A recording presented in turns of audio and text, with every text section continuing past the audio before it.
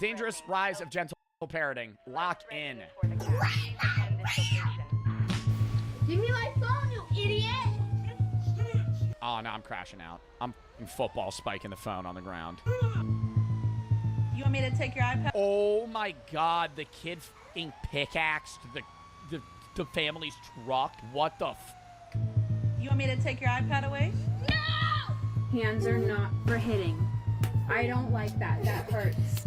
Children are violently attacking their parents. Children are getting addicted to iPads, watching Cocomelon and Skibbly. Also, I gotta say, I love this creator. Dumanity or Dumanity, I don't know how they say it, but fire fucking creator. Toilet for hours. Math and reading scores are declining. What do these all have in common? They're the result of a new and growing trend.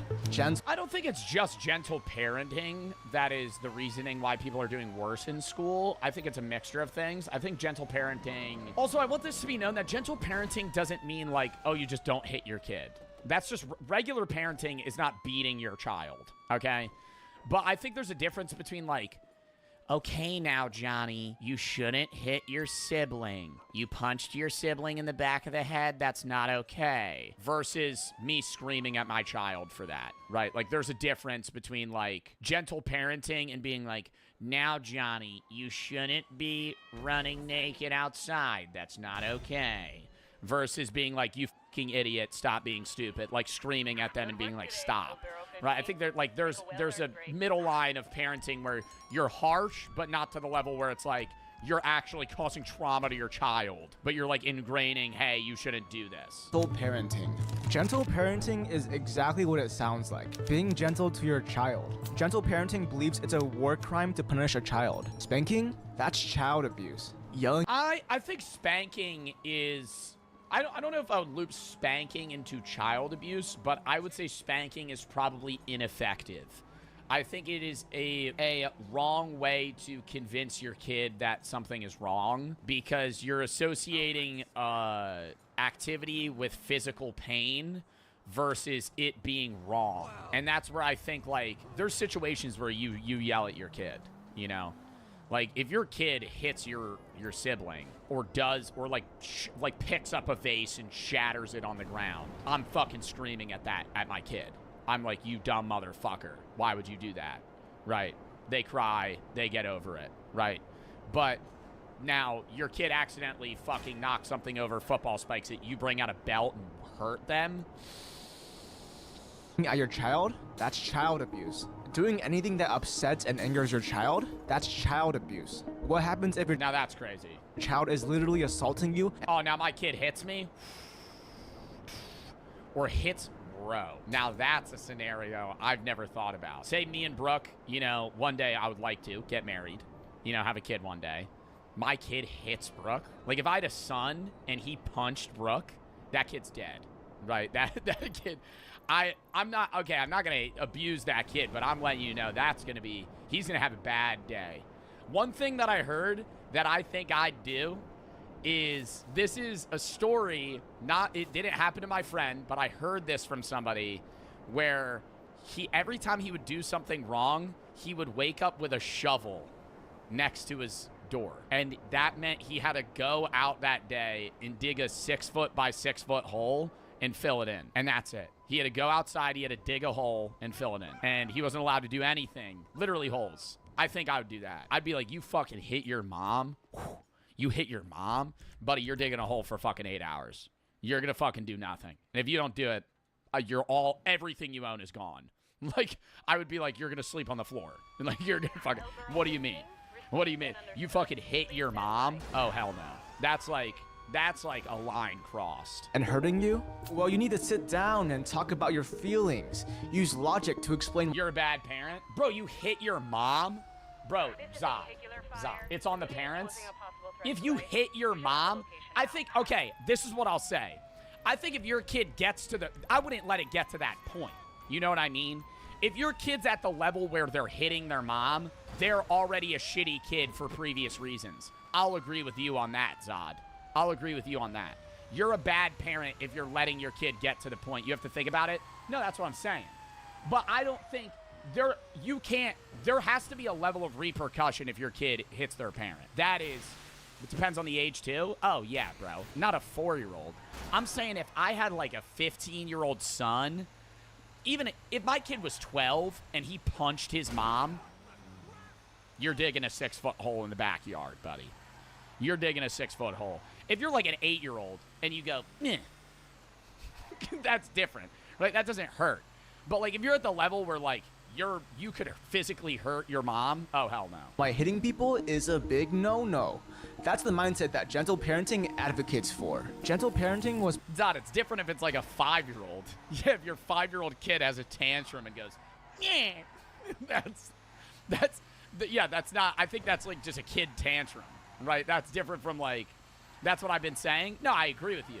But if you have a kid that's like a freshman in high school, oh, hell no, bro. He knows not to hit someone. Even before that. Popularized in the 2010s in attempts to get rid of the authoritarian parenting styles that society was so accustomed to. But this trend backfired, creating a generation of bratty, selfish, violent, and entitled children. Children can be stubborn, and negotiating with them is hard. Try convincing a child that brain rot is bad for them, and you'll see what I mean. Because children rarely listen to logic and emotional reasoning, gentle parenting often... Damn, dude, I really be thinking, though, that, like, I could just reason with them. You know what I mean? I know it wouldn't work, too, but I'm always in my head, I'm like, I feel like if a 5-year-old did something... Like, if I had a kid, and he was 5, and he did something stupid, I feel like I could be like, why'd you do that? And, like, sit down and have a conversation, but they're dumb. Right? You know what I mean?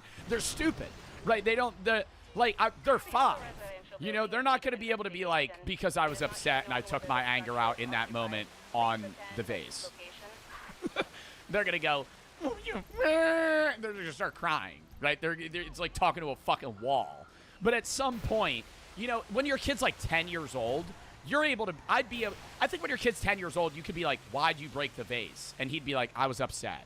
And, you know, he's probably going to be crying, but he's going to be like, I was upset. I don't know.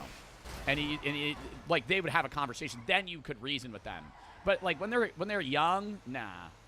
When they're that young, I don't think you could. Fails. Watch how these gentle Like a kindergartner, bro. parents deal with their children's violence. You can't slap his head, okay? Please, No, you can't slap his head, okay, Winnie? please. Please. I feel like see, like, what do you do? What do you say? And be like, don't do that. Do not do that. Don't do that. Ellie, please don't do that. Ow. No, gentle hands. I would get way more mad way quicker. That kid's so young, though. He doesn't get it. You know what I mean? That kid's what? 1, 2? Your 2-year-old goes, nah. I don't think you could go, don't do that. Because they don't even know what they did. No. It might not seem like much, but these children are learning that they can hurt people without consequences. This is dangerous. If children learn that it's okay to hurt their parents, they begin hurting anyone they feel like. This is how bullies are created. Now, some will argue that these parents did not use gentle parenting correctly. But come on, give them some slack. Gentle parenting is so confusing and complicated, you should need a PhD if you want to use this parenting style. In gentle parenting, parents need to become a personalized therapist and counselor for their children. And in this process, a lot of parents are bound to become too loose, leading to bad and undisciplined children.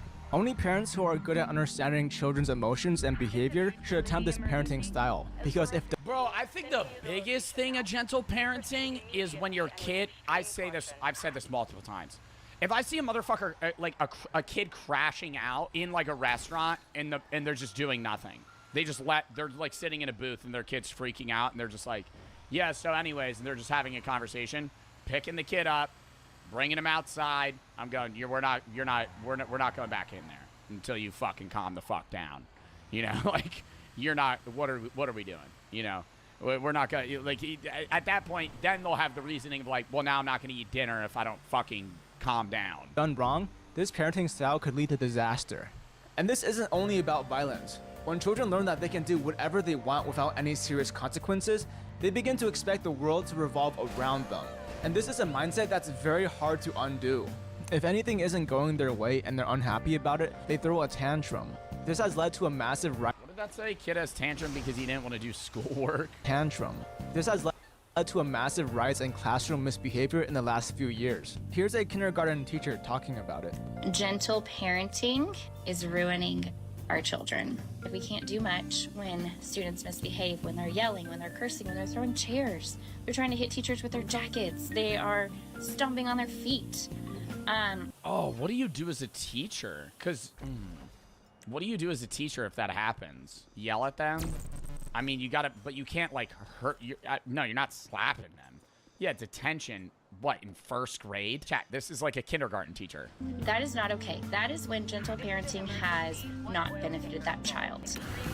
A nationwide survey Yeah, and then, like, teachers are becoming more and more pseudo-parents because the lack of care that current parents have. found that 68% They just drop their kids off, just be like, figure it out. of teachers experience verbal abuse from their students. Classrooms have turned into real Dude, the most annoying thing is, like, disrespect in modern times to teachers. And I'm not even trying to front. Like, I know that's some of y'all. You know? I know that's some of y'all. Like, some of y'all are assholes to your teachers. And I think there's a difference between, like, when I was in high school, I would fuck with my teachers.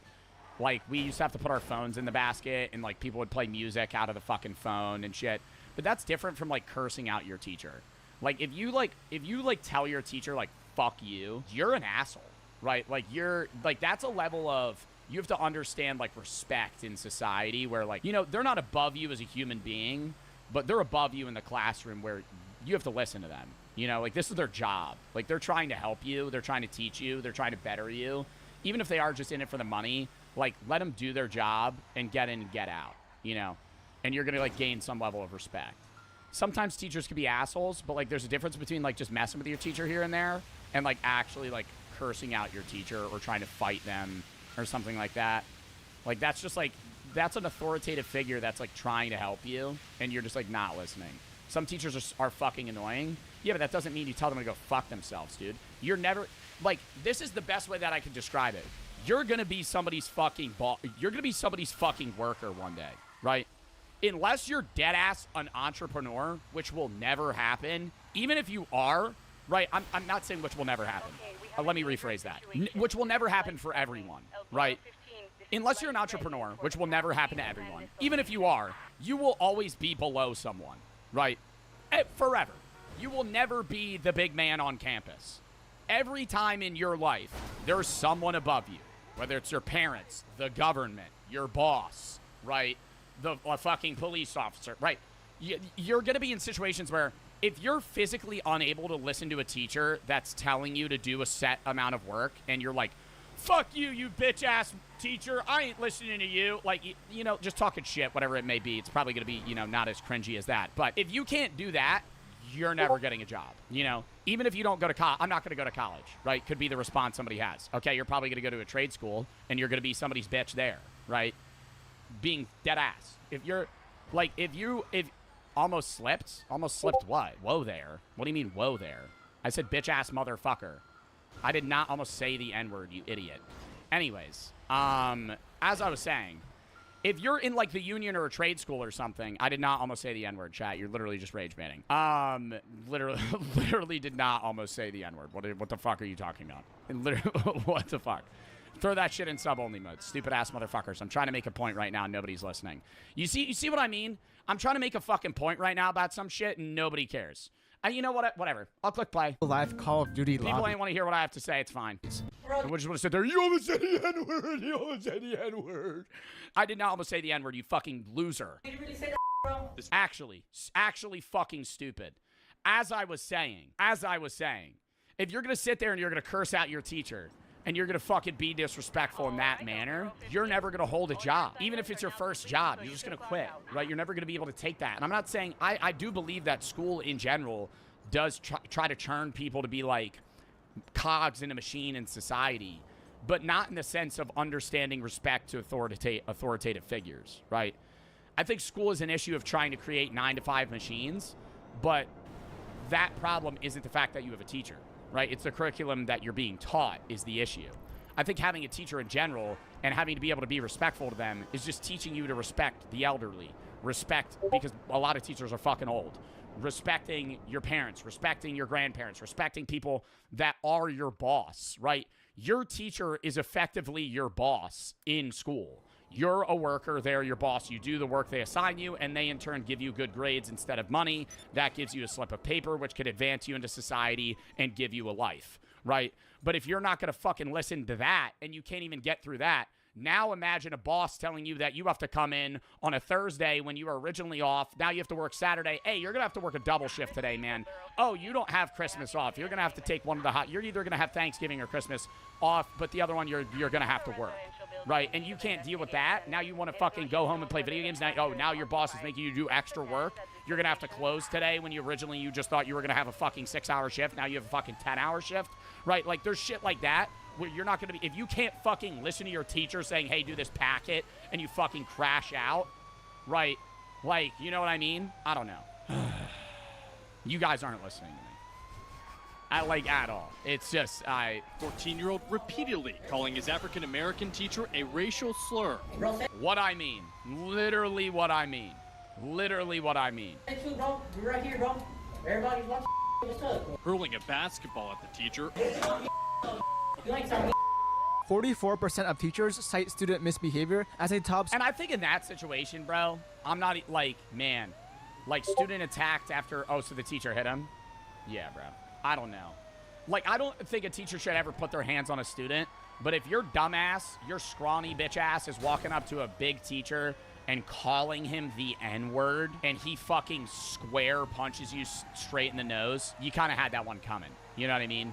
Like, it's both ways where it's like a teacher should never hurt someone and should never put their hands on a student. But, like, you're a white student actively calling your teacher the N-word hard R, you know. 44% and just acting like you're invincible.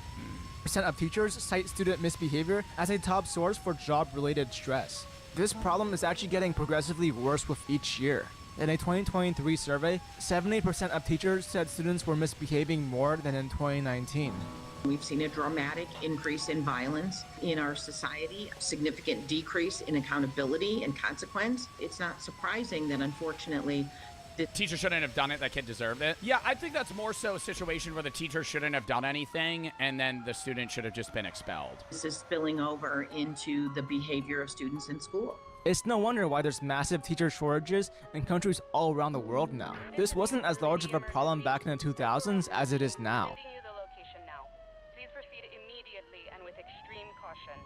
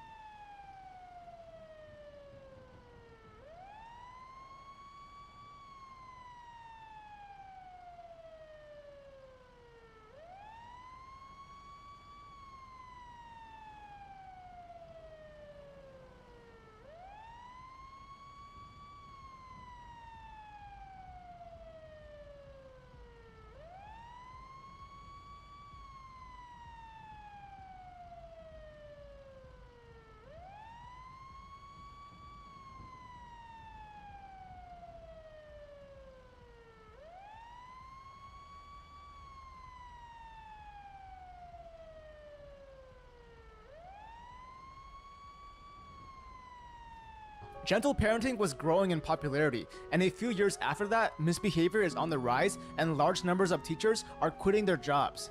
I'll let you decide if that's a coincidence or not. Dude, it's because they don't get paid. They don't get paid enough. I mean, they get paid well, you know, for comparable to other baccalaureate-based degrees, bachelor degrees. But, and they get good benefits. They work 9 months out of the year. But they don't get paid well enough for what they fucking deal with at all, right? Well, question mark. Well, I'm saying, dude, like, teachers could get paid. You could be like an entry level. I have a friend that's an entry level teacher. He gets paid like fucking 50K a year, right? Like, it depends on the state. Depends on the state. Depends on the county. Depends on where you work. And you get benefits, all this other shit. Either way, if you are a teacher and you're dealing with this on a daily basis and you're getting paid, you know, maybe an okay salary, but you have to deal like nonstop with just like verbal or potentially physical abuse, and then also school shootings.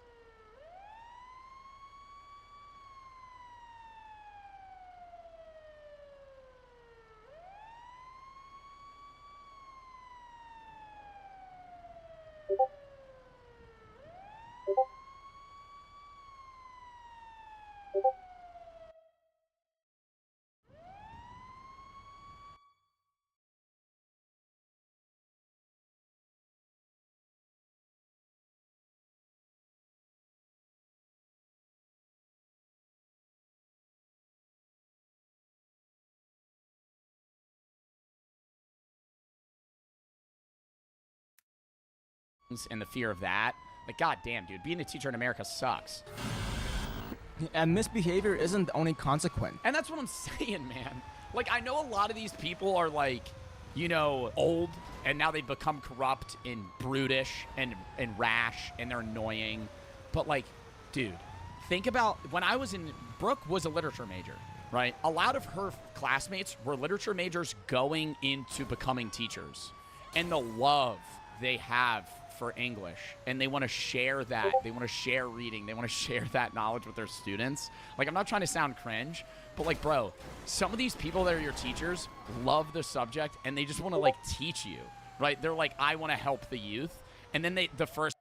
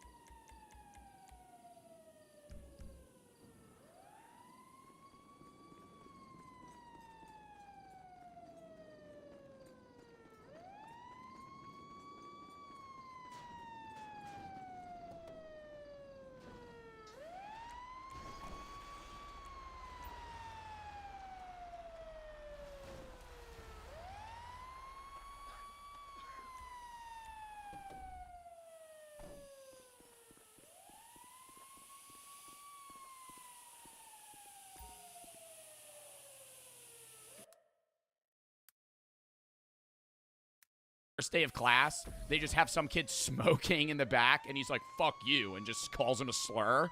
Like, imagine the fucking shock that is for them. I understand they do shadow work beforehand, but like how terrible that is to have to fucking go into that profession being happy to try and help the next generation and then just immediately be shut down because they're dickheads. Like, they're fucking rude. They're mean to you, right? They don't want to listen. They don't care, you know, and whatever help you want to give them, they don't want it. Children are becoming lazy and slow. Parents simply hand an iPad or an iPhone to their children to shut them up and let the device do the parenting. Children begin to watch highly stimulating content, with toddlers watching Cocomelon and older children doom-scrolling YouTube Shorts and watching brain-rot content. And at first, parents see nothing wrong with this, until they try to get the children to stop. There were kids vaping in my school bathroom all the damn time. I don't think that's, like, disrespectful to the teacher necessarily. I don't think you should be vaping in school, obviously. I don't think you should be vaping in high school. But there's a difference between being, like, a bad student and failing and being a disrespectful student. I know a lot of you guys have, like, 2.0 GPAs, right? But you might have a 2.0 GPA and you just don't care, right? You don't study, right? But there's a difference between being a 2.0 GPA student and then actually being an asshole. Like, there's a line on that. You want me to take your iPad? I have a 3.4. I know a lot of you guys have really good GPAs. I also think I don't want to toot my own horn here. I think I have a smarter chat than other Twitch streamers. However, I genuinely do think I have a smarter Twitch chat than other Twitch streamers. However, you know, it's an even mix of, you know, school performance. That doesn't necessarily equate to intelligence. I'm just saying in general, I think you guys are fairly respectful to your teachers, but there are probably some of you that need to be nicer. iPad away? No, you don't. Bro, I think your subs maybe. No, I think followers too, bro. Who do you think has a smarter community? Okay, I don't want to, never mind. I'm not doing this. I'm not gonna mention another Twitch streamer. Okay, well, Never mind, I'm not doing that. I'm not getting into that. With control. I'm not saying a motherfucker's name. Many parents don't take the measures to limit their child's screen use or monitor their content. If this continues long enough, the child actually becomes addicted to their iPad or iPhone and builds an emotional dependence on it. Well, like, what age would you give your kid an iPad? I don't know, man. I can't even remember when I got, like, my first piece of, like, modern technology. I feel like 10, yeah. I feel like I'd give my kid, like, an iPod at, like, 10. You know, not like where they're gonna have like socials, but they'll just be like, you'll be able to watch YouTube, you know, stuff like that. Without their device, like I was watching Minecraft on like an iPad mini when I was like 10. They can't be happy. Many studies have found that excessive screen use can interfere with brain development in children by lowering cortical thickness and damage the prefrontal cortex, parietal lobe, temporal lobe, and occipital lobe.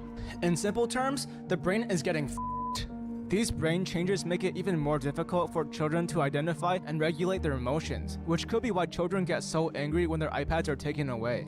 And this isn't the child's fault. Children don't know better. What I've heard from teachers that I know is that a lot of students they have, well, they always say, I think this guy made a video on it too, the disparity between the smartest students and the dumbest students in class is higher than it's ever been. Like, you still have really smart students, you have a lot of middle ground students, but then you also have a lot of low, like, performing students. And what most of the teachers that I know say is that, like, the students that don't care and are disrespectful have, like, a glaze over their eyes. Like, they're not there. Like, not like that they're not paying attention. Like, they don't, like, they're looking through you. They're not looking at you. They're just, like, they're not listening to you. They have no attention span. They just don't give a fuck. It's the parents' responsibility to ensure that the children don't misuse technology. But because gentle parenting strongly advocates against punishment and they're geeked, bro? Well, yeah, they might be high all the time, but still. Many parents interpret this as avoiding any action that makes the child upset. Many parents become too reluctant to take away screen time.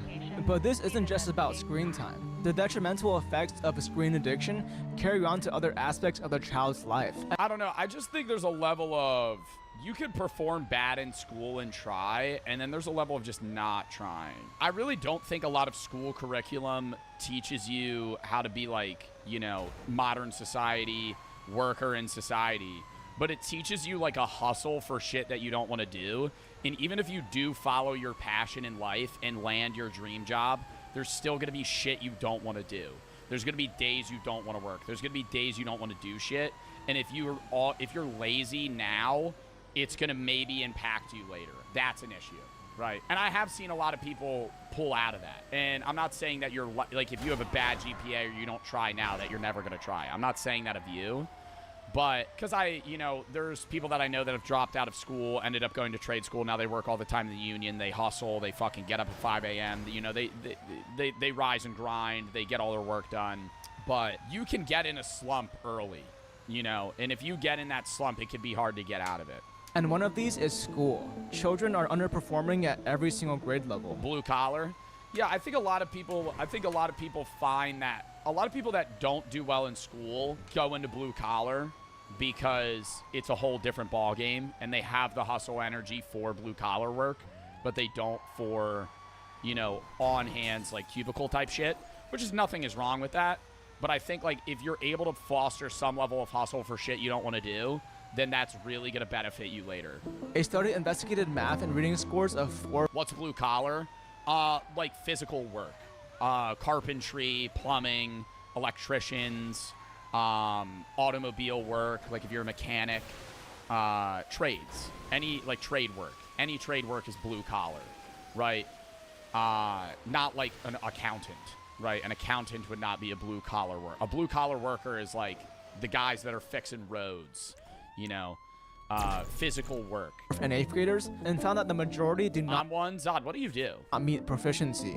And it makes sense. When children's I'm gonna guess you're a electrician. I was an accountant for a brief period. Were you really? brains are so fried from spending hours on their screens, that brain damage happens to... I'm a quant. The fuck does that mean? I'm a quant. What is a quant? What is a quant? This shit's boring. Leave the stream, quantitative finance. That's not blue collar. Is finance blue collar? Blue collar? I never said I was. Yes, you did. What do you mean? What? Oh, I am white collar 100%. Oh, I thought you said you're a blue collar. I was like, quantitative finance. That is not, dude, I thought you were trying to say you're fucking, like, what the hell are you talking about? Quantitative finance, you fucking blue collar. to affect how they perform in school. Along with this, So what do you do? What's like your day to day? Should we do this one day, chat? I would love to do a genuine Discord like call. Atriok did this, so I'd be ripping it from him, where I would interview you guys about what you do for work. I'm so curious. What job do you guys have, if you have a job? And don't say like risk taker. Please, be real. Be real. I'm still in school, but for my internship, I manage stocks. Oh, so you want to be like a hedge fund guy? McDonald's, I work at Panera. Well, a lot of you guys are going to have entry-level jobs, too, because you're younger. Pro cuddler. Stop. Line cook. Paleontologist. Firefighter. Residential electrician. Administration at a robotics manufacturing plant. Wow, that's a unique job. I'm the Bay Harbor butcher. Unemployed. Okay. Lifeguard. Customer service. Ugh. God bless. when children spend years spending all their time playing and using a screen rather than doing chores or learning, they grow a lazy mentality that's very difficult to reverse. Even basic elementary school academics become too much to handle, as they have zero willpower or discipline. Parents need to understand the dangers of these screens and regulate screen time, even if it angers their children. The rise of gentle parenting has led many parents to allow their children long hours of screen time. And even if this isn't the mindset that gentle parenting is advocating for, it is the mindset that gentle parenting has popularized. So we need to either start warning against the dangers of failed gentle parenting, or stop promoting this parenting style so heavily. Yo, I'm gonna have a take here that people might not fuck with. I hate participation medals. I hated getting them when I was a kid. I hate getting them, and I hate the idea of them now. I would get angry at a participation medal. I don't want a fucking medal for trying, okay? Trying is commendable, and I think that but it's the bare minimum. Why? Because it's the bare minimum. You shouldn't be rewarded for participation. You should be rewarded for grinding, right? And I think, like, me joining a rec soccer league and just playing a game and getting a medal Like, I could not practice, sit on bench, never play, and get an award. I don't know. I understand the mentality of like, well, some people really grind and don't win, but then that motivates you to grind more, you know? Getting a medal diminishes. If you're getting a medal, you're getting an award for not winning. Like, you should grind towards that win, you know? Win or go home. No, I think like third place medals make sense. But like a good example would be like in track. I get it because there's so many participants, but in a lot of track meets like states, you would get a medal for 6th place. 6th place and above got medals, right? And yeah, there might be 100 people in hurdles, and if you're top 6, you get a fucking medal. But I feel like I shouldn't get a medal for 6th. I had so many 5th place medals, 4th place medals, and I fucking hated getting them. Like 3rd, 2nd, 1st. That's what I wanted. You know, top 3. Go big or go home. I don't know. I just feel like that's an instance where you should be telling people, like, try, you know, you got to try harder. And sometimes you try and you don't win. But I don't know. I feel like I understand the participation medal in that sense. But I feel like, I don't know. I just don't like the idea of everyone wins. Because then it's demotivating. So far, we've discussed the dangers that arise when parents misunderstand the gentle parenting method and use it incorrectly. But even if done correctly, this parenting style can still lead to disaster. You see, gentle parenting works off the assumption that a child is an emotionally intelligent creature who understands the morality of their actions. But the unfortunate reality is that most children are not like this. In a child's early stages, particularly up to the age of 5, children have a trait known as egocentrism. Yeah, you gotta tell them what's right. You gotta tell them what they're allowed and not allowed to do. They're the center of the universe. Which is the inability to understand perspectives other than their own. These children haven't developed enough cognitively to understand the concept that other people perceive situations differently than they do. For example, when playing hide and seek, a toddler might cover their own eyes, believing that nobody can see them because they aren't able to see anyone else. Or a toddler might offer their favorite toy to someone else, believing that they would enjoy the toy just as much. But children also have a hard time understanding how their own actions can upset others. A toddler might slap his mom, thinking it's funny. Because the toddler finds it funny, the toddler believes his mom will also find it funny. In this scenario, see, but then you can't hit them. You know what I mean? Like, then you could be like slapping the shit out of your kid, bro. Like, they don't know they're doing something wrong. Gentle parenting would advocate using logic and emotional reasoning. No, not logic and emotional reasoning. I would just be like, hey! And then the kid goes, and they stop. Hey! Stop that. And then he goes, oh. And then they stop. Reasoning to explain why slapping is bad. But a toddler will have a very difficult time understanding these concepts because these concepts are too just a little shout, like jump scare him. Whoa! He goes, whoa! Complicated and beyond their cognitive capacity. It's like teaching algebra to a toddler. Maybe some toddlers will understand it, but for most, their brains just aren't ready for it. And you can't force these complex concepts onto a child because they're just going to end up being confused and won't learn anything. But you know what does work? Operant conditioning. Toddlers' brains are too premature to understand.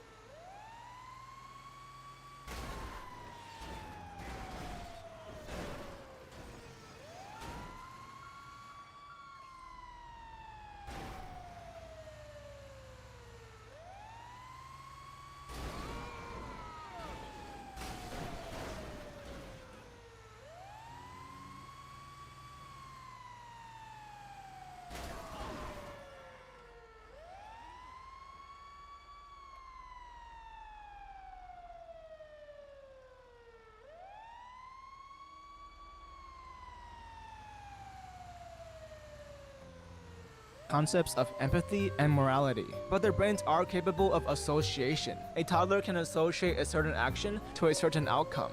For example, a child understands, if I eat this broccoli, mom will give me ice cream. Or, if I slap mom, I will be punished. For most children, this method of parenting will be the most effective. Apparently, this method... I think the problem is when you bring that in, like, especially like spanking and shit. Like, if you bring that into like later stages where they do understand it. Like when you're getting the belt when you're fucking 12.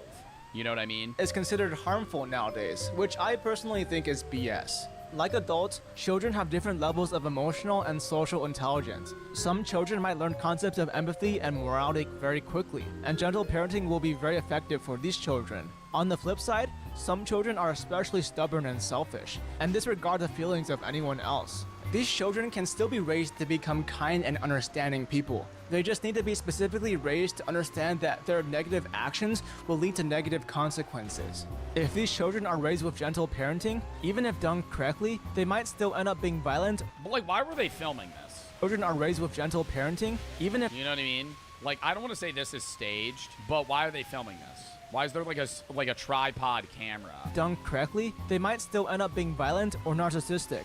And that's what we're seeing happening so often these days. Now here comes the controversial part of the video. I know a lot of you will get triggered by this part. If you disagree with me or want to type any hate comments, then go ahead. I actually read most of the comments. He's gonna say that spanking your kid's good. Comments on every video I post, so I'll probably see what you write. Our society has become soft. Parents are afraid to be strict towards their children because they believe it might traumatize them. Nowadays, people commonly talk about having PTSD because their parents yelled at them. PTSD. Yeah, try telling that to a soldier or a war veteran. I'm not advocating for harsh, aggressive parenting. Parents should— I think there's a difference between your mom yelling at you when you did shit wrong and then just actually having an abusive parent.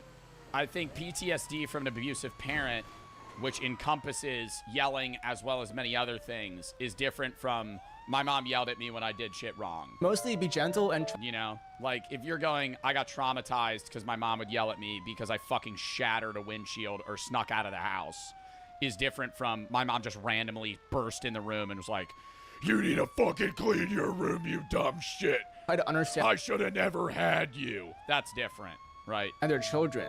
But the harsh truth is, sometimes, no matter how much you negotiate with them, children will only want things to go their way. In cases like this, where gentle parenting does not work, being strict is the only solution.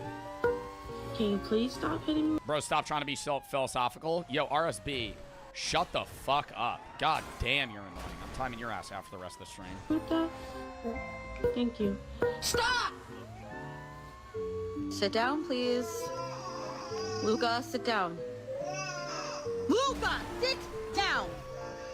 If you don't have a favor. Yo, he ain't even make eye contact with her. He just sat down. That's not nice. You're eating. Yeah. Uh-oh. That's nasty. Yes, nasty. Put it down. Get your feet off the table. Get them off. Now. Because so many parents nowadays are reluctant to be strict Yeah, like, I don't think that's abusive. I think that's just like, you ain't listening, so I'm gonna raise my voice. towards their children, we end up with children who are unafraid of their own actions. Children who don't believe in authority and believe— Nap for the 3. Any form of hitting your child is abuse, point blank. I will agree that I don't think you should hit your child at all. Spanking your child equating to abuse, I would never do that. I don't know if that would immediately be like, you're an abusive parent. I would say, like, if I had a friend that had a child and they were like, yeah, I spanked my kid, I'd be like, don't do that. But I wouldn't, like, view them as an abusive parent. Now, if they're like, yeah, I take out my belt and whip my kid, yeah, that's different. Of course, they give it a 3. believe that they can act in their own self-interests. Along with this, a child who's never been yelled at will become soft. They won't be prepared for when the time eventually comes when someone does yell at them. They will be in shock, experiencing strong emotions of anger or fear. If a parent doesn't discipline their children, the world will. If this trend keeps up, future generations will become emotionally weak, selfish, and sensitive. Of course, frequent punishment for trivial reasons is harmful. If a child does not understand why the parent is punishing them, they will be left confused and sad. This can lead to self-esteem and mental health problems later on in the child's life. But if punishment is used only when needed and as a last resort, the child would know exactly why they are being punished, and they will realize that they are doing something wrong. This is very important for the personal and moral development of a child. So what kind of parenting style does our society need? A parenting style with balance, knowing when to be gentle, when to set clear boundaries, and when to punish. If parents apply certain principles from gentle parenting— Bro, I think the biggest thing, making your kid stand in the corner. Oh. That's what works. I feel like that falls into gentle parenting, bro. Like, I understand you gotta raise their confidence and be aware with them, but if they do some, you know, stupid shit, you know the amount of times you know the amount of times where I would literally stand in a corner, like where Bob is, just turn him around. I'd just be like, stare at the wall for 20 minutes. That was the punishment. Such as empathy and emotional connection and understanding, while also how bored you'd be like, I want to sit down. Implementing strict rules and punishments, children would experience. And you hit them with one of these, you're standing in the corner all sad. Everybody else is over there. Your mom goes, turn around. You always look back, see what they're doing. Turn around. Start mumbling to yourself. It's the best of both worlds. Children will be emotional. The Horrors of Goodwill, a Papa Meat video. Love Papa Meat. Welcome back to the Papa Meat channel. How you doing? How you doing? Coming in. W Magic the Gathering shirt. On down, because today we're going to talk about Goodwill pickers. Yes. Chances are you've been to a Goodwill thrift store at some point in your life, or you've and all of them fucking suck. They never have my size in anything. Anything I ever want. I always go with Brooke, and she's like, we're gonna get a pair of Levi jeans for good money. Every pant is either for fucking toddlers or like they're size 45 waist. I'm wearing a fucking potato sack around my fucking pants. They never have my size in anything. And then they just have a bunch of broken at least heard of it. People donate their unwanted stuff, and customers can browse around and potentially buy something decent for relatively cheap. All right. I gotta say this though. Donating clothes to Goodwill, good. Buying clothes from Goodwill, good. Donating used underwear to Goodwill. They have lingerie at Goodwill. That's like one of the products that I would say should stay. Somebody said good. Donating lingerie to Goodwill? Good. No, I think that I don't know. You know, to each their own. But the idea of wearing like used panties, relatively. Like, Goodwill Industries is a non-profit organization founded in 1902 by a man named Edgar J. Helms. After collecting goods and clothing from wealthy areas in Boston, he hired less fortunate people to repair and resell them. All right, you take fancy rich people stuff and you have the poor people come in, they'll fix it up, and then you sell it to the poor people for a profit. There you go. Dude, I love though when a Goodwill will have like an item from your local high school that no one would ever want. I know they deny certain things. Like, they don't just take anything. Like, if you go to them with, like, a fucking broken blender, they're not gonna take it. But there will be, like, random paintings, and it'll be, like, class of 2015. I'm like, you're pulling a niche market here. You're pulling for people that graduated in that year that want a painting of their high school graduation year for some fucking odd reason. Like family photos. I always find that funny. Like, most Goodwills will like either change them out for like default photos or just make it like an empty frame. But I love when a Goodwill keeps like the fucking OG photo in the frame. Like the person gave the frame photo with it and they didn't take the photo out, and it'll just be like some guy, like some dude, or just like a painting of something that's like so stupid. This is what started Goodwill, which is not only a thrift store, but a network of over 150 autonomous organizations worldwide that aim to provide jobs and rehabilitation to less fortunate people and those with disabilities. Sounds like a pretty good deal, right, Nick? You're helping the poor, you're helping the disabled. What could go wrong? What? It's basically the same thing as like scalpers, though. Like Goodwills in rich areas, not Goodwills in general. Goodwills in like rich areas effectively become like farming areas for like hustlers that just want to try and find like, obviously you're not going to get like a Chrome of Hearts jeans or something, like something that's an expensive prime item, like a collector's item that's worth, $500, $1,000, and the Goodwill employee didn't, pick that out. Could go wrong.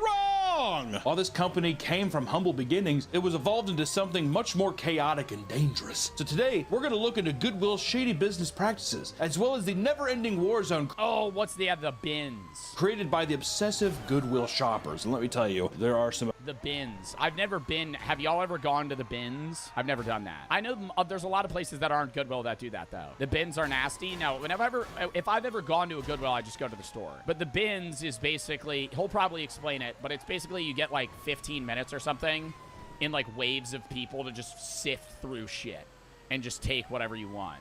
Well, you have to pay for it, but... Obsessive shoppers out there, all right? Goodwill, despite seeming endlessly charitable, is not without its controversies. Like with everything, you're gonna have a little something shady, but Goodwill just, it goes off and it says, you know what, we're a charity, we're a non-profit. And that's where this thing gets... Bro said Chrome of Hearts. I don't know what it's fucking called. I don't understand hype clothing, and I'm never paying fucking $10,000 for a pair of fucking jeans. It's a little dicey, in my opinion. Goodwill uses a large... Chrome Hearts, not Chrome of Hearts. Large percentage of the revenue to fund training programs for those that struggle to find work, which is a good thing. They also pay enormous salaries to those running each individual organization, and some CEOs, like Stephen Loughborough, received over $904,000 in 2022 alone. This is a nonprofit. Well, okay, but is he the CEO of Goodwill? Some CEOs, like Stephen Loughborough, received over 900... Like, if he's the CEO of all of Goodwill, I don't think that's that crazy of a salary. I know this is like a charitable organization, but most CEOs get paid like tens of millions of dollars. $4,000 in 2022 alone. This is a non-profit. Oh, there's multiple CEOs. Profit. It's a non-profit organization, right? I mean, he's only CEO of one Goodwill. That's not fair. That's not possible. One Goodwill isn't making $1 million a year. Important job that he's running, Nick. What do you think? Do you think that somebody in a non-profit should be allocating those funds, or does it seem like a Ponzi scheme to just be like, we'll take a large portion, but then we pay our little crew handsomely? Is that fair or unfair? I think it's unfair. I think if you're a non-profit, just like the Hank Hill episode, remember when they freaked out? We made profit. We made profit. While it's common for nonprofit organizations to pay their higher-ups good salaries, they are typically scaled down from traditional for-profit businesses for the sake of public perception, because once again, I've never seen a Goodwill worker smile. From traditional... This is news. Okay. No, but you walk into a Goodwill, they're lugging one of these carts sluggishly. They're not happy. For-profit businesses for the sake of public perception, because once again, for-profit is different than non-profit. Our company's not supposed to make money. We're supposed to take everything that we make and give it back to whatever organization. For these people, the people that can't find... Yeah, overflow just goes back to the business and back to the people within that business. Work, people with disabilities, that kind of stuff. That's the code. At the same time, if I can get a crisp mill off the top of it... Why not? Part of why Goodwill customers are still critical of this, however, is due to their belief that disabled workers are exploited by the nonprofit. Okay. Due to a loophole in the Fair Labor Standards Act, Goodwill is able to get away with paying those with disabilities less than... They don't have to pay them minimum wage? Oh my God. Back to one more thing about, this could be in the video, I don't care. When I was in Mexico, guess how much they get paid? Like base pay, the guy at the gift shop, not allowed to receive tips. A lot of the other workers are, like bartenders, waiters, golf cart guys. $3 an hour was his wage. I cash out with the guy at the gift shop. $3 per hour. That's what he gets paid. And we tried to tip him. And the guy went, I can't receive a tip. They might fire me. And I'm like, really? And he's like, yeah, I'd rather have my secured $3 an hour. Secured $3 an hour. Dog, you work 10 hours, you get $30. Taxable. That is crazy. What did Brady say? Chris was telling me about this? Bro, $3 an hour. I tipped the golf cart guy $10 for driving me half a mile. So I'm like, number one, everybody here is probably getting paid ass. Number two, the golf cart guy, I just gave your 3-hour wage in 1 minute. Like, that's unfair for me to not be able to tip the cashier at the gift shop. Like, I should be able to give money to whoever the fuck I want. Now, I would understand him not being allowed to pester me for tips, but how is he not allowed to take my money? I should be able to give you money. If I want to give you money, what's you to fucking say I can't give you money? I'm allowed to give money to whoever I want to fucking give money to. Wait. Anyways, that's crazy. If they're allowed to pay them less than minimum wage, because in some states, Minimum wage is still federal, which is like $7.50. That you're getting paid less than that? That's fucking terrible. At least they got a job. You found work, but at what cost?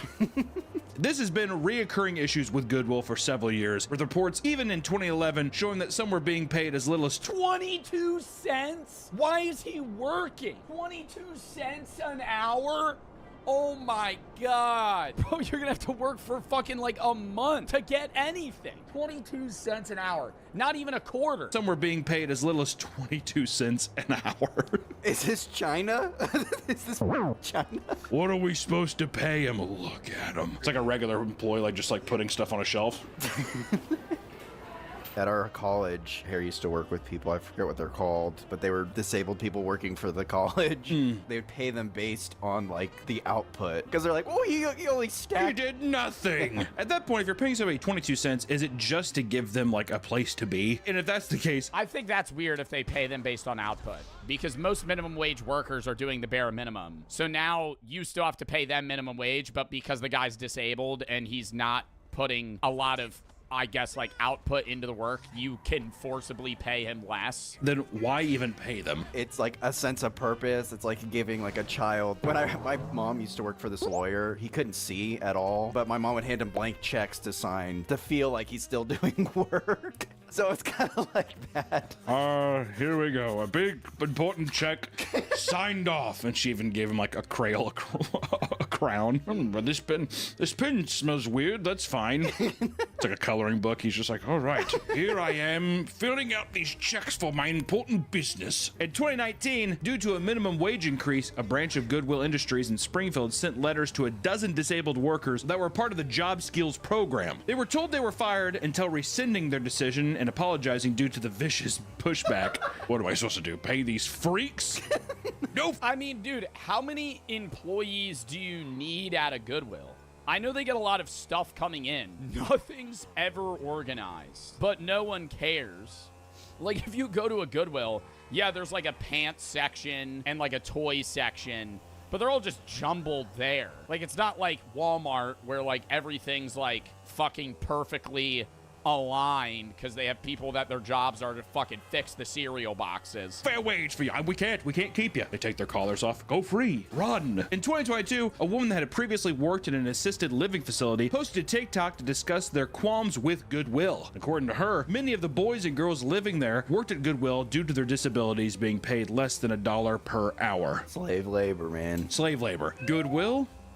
Slave labor. Like, I'm sure the person that is like running Goodwill is making, I mean, millions and millions. For a nonprofit, you're just like, can you not? I mean, what is like an hourly wage where it even makes sense for you to feasibly work there? Like, if you're not in the US, I mean, it varies by state, but if you're not even, yeah, I think the average wage should be way higher in most states. But if you're not making like, I would say if you're making like $6 an hour, you could like reasonably go, this could somehow support me, because you make, 10 hours, you make $60 a day.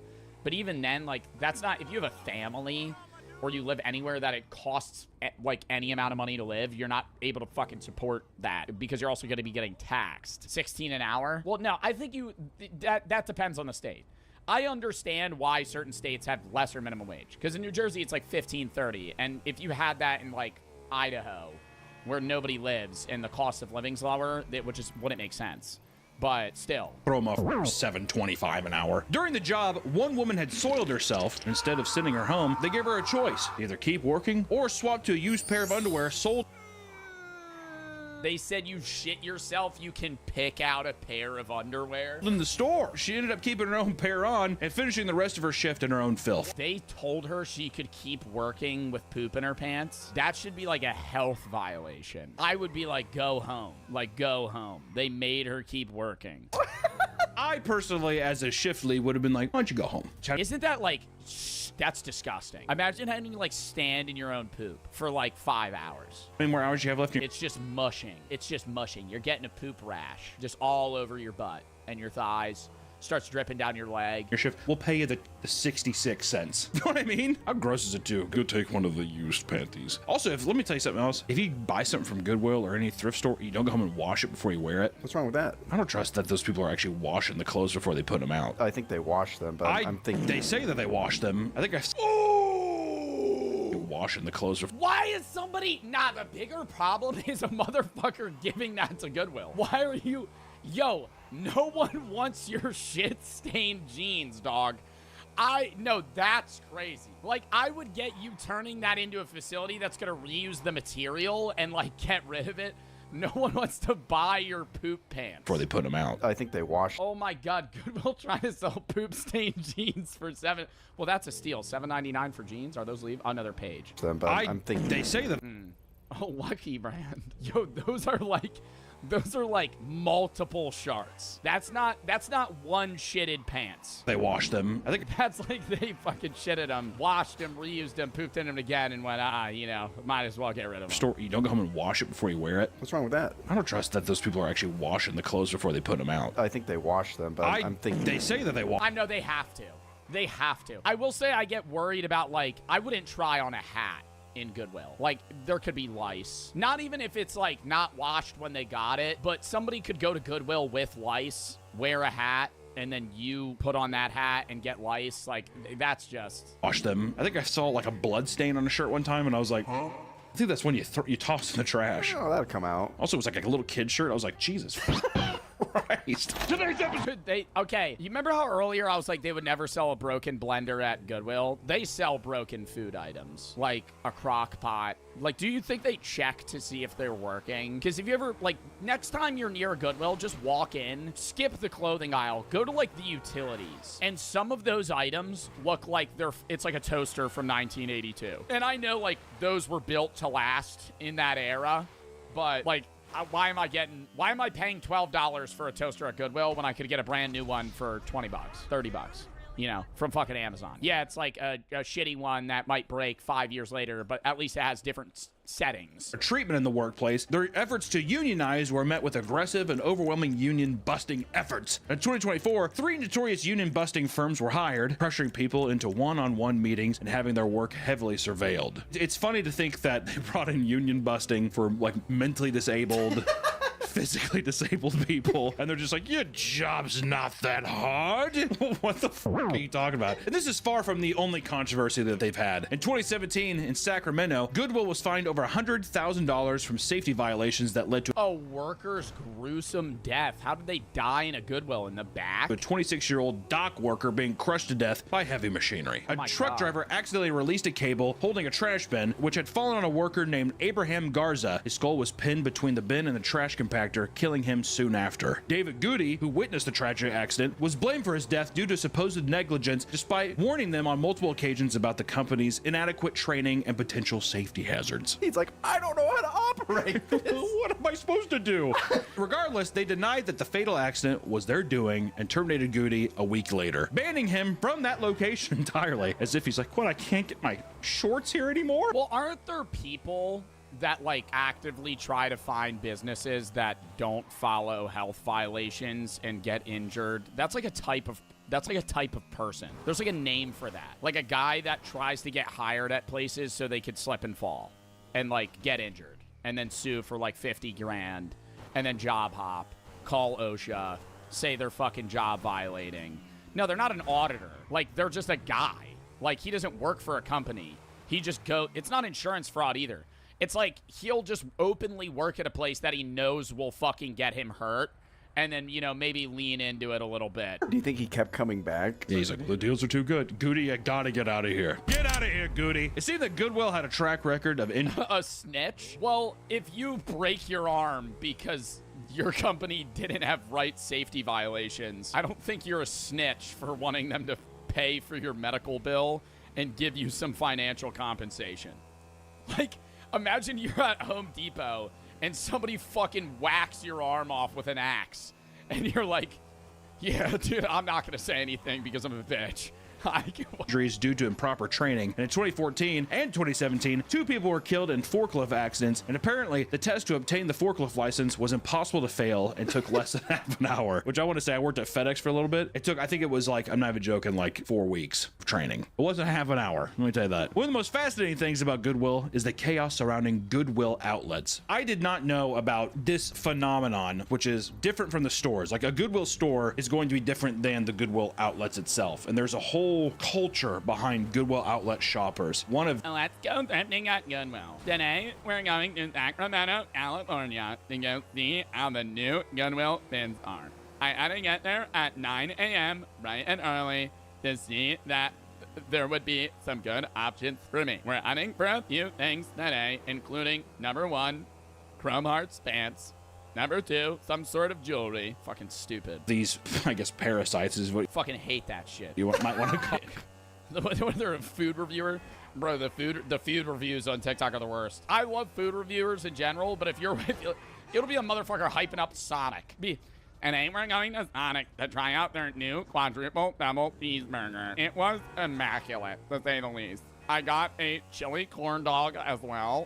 The guy who helps you make Oh wow, the chili corn dog at Sonic was fucking hype. all the puppets on this channel, these, I guess, parasites is what you might want to call them. The guy who helps you make all the puppets on this channel, Adam or Creature Kid, is, I mean, a fiend. He's addicted, and I think it really does build addiction. Like I think that the people who Well, it's like gambling almost. You're able to like just go and try and find. It's like, you know, it's the same thing as like a dad at a beach metal detecting. That's what it is. Going to the bins at a Goodwill is the equivalent of buying a metal detector and just wandering beaches in hopes of finding a fucking Rolex that fell off someone's wrist 3 years ago. who are these Goodwill outlet shoppers, they're addicted to going. When retail Goodwill stores fail to sell their products, they end up being sent to Goodwill outlets as a last-ditch effort to get rid of them. You throw your unused shit into one of the Goodwill donation bins. From there, they're sorted, they go to a store, and if it doesn't sell at the store, it goes back here. Sometimes, too, if there's excess overflow, they'll just go straight to the outlets. And if it doesn't... Do they ever throw shit out? I would love to work at a Goodwill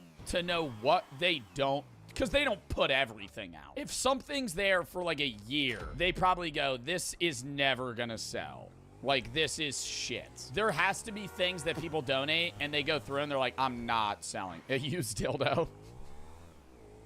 Yeah, probably, yeah, I would assume, yeah, they're probably not trying to resell sex toys. I would say that would probably be part of the rule set there. I don't know if anybody's really donating that. At the outlet, it's going into a landfill. Other items include those that are in poor condition and not deemed fit to sell at traditional retailers. I don't really know the process of Oh, unfit. So no, but these go to the bins. Where's the other shoe? Where's the other shoe?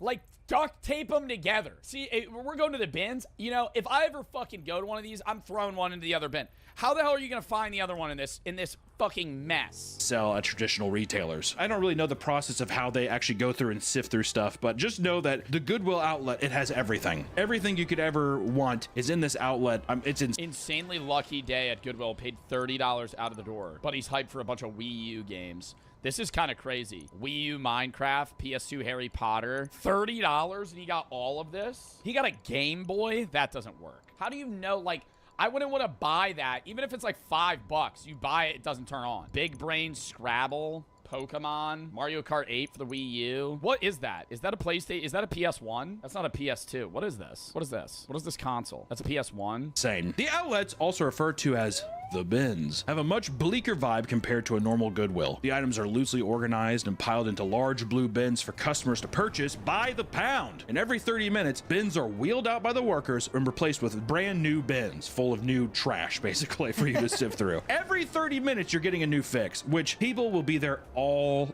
day. I mean, I think it's people that, hoarders. Adam. Oh, all day? I thought they only have like 15 minutes and then they have to bring in a new group of people. Maybe it's every 15, 30 minutes they bring out new bins.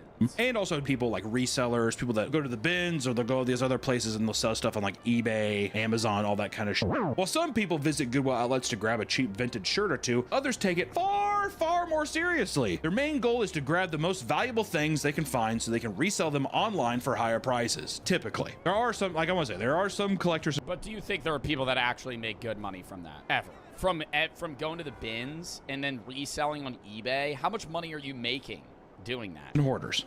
You know who you are. Like, you would have to hit pretty big to be able to make a substantial salary. Because even if you get 10 items that are worth $40, you buy them for $5 each. Like, they have to sell. You might be watching this right now. These people are I referred feel like it's more of a side hustle than a main job. to as Goodwill pickers. Because this has become a legitimate way to make good money, these people can very quickly feel threatened by neighboring shoppers, and some will sit and shop for an entire day, becoming territorial when others start to encroach on their I would love to go pick a fight at a Goodwill bins. space. Hey!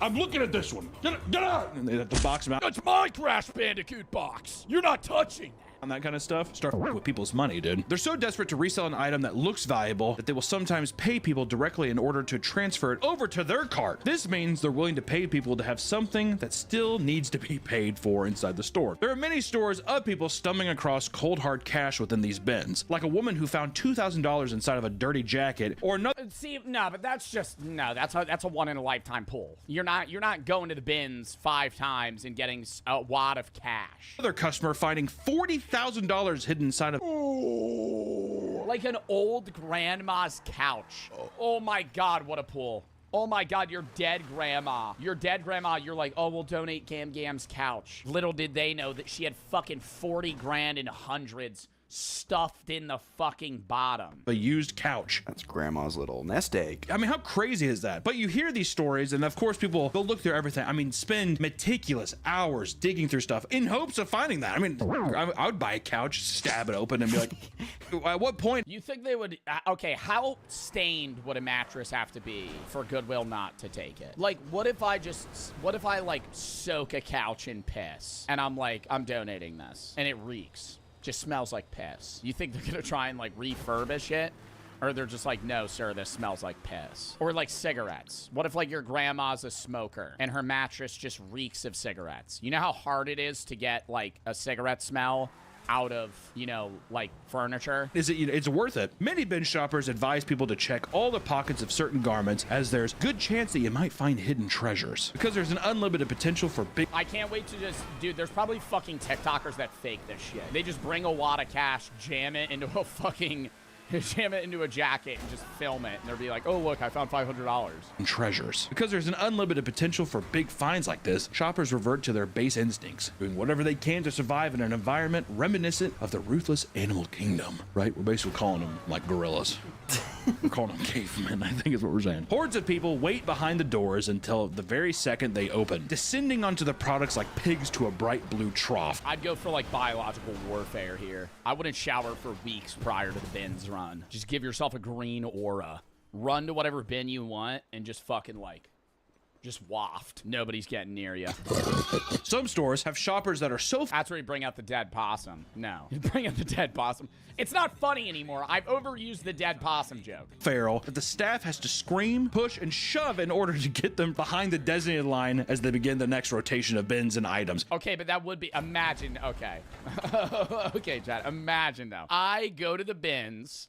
I shove a dead possum under the clothes, and somebody finds it. You know, they're like fucking just panics. Back! I'm like, crawling over. I want to look at that purse. I want to look at that purse. I like to think that the Goodwill like staff too has like batons and.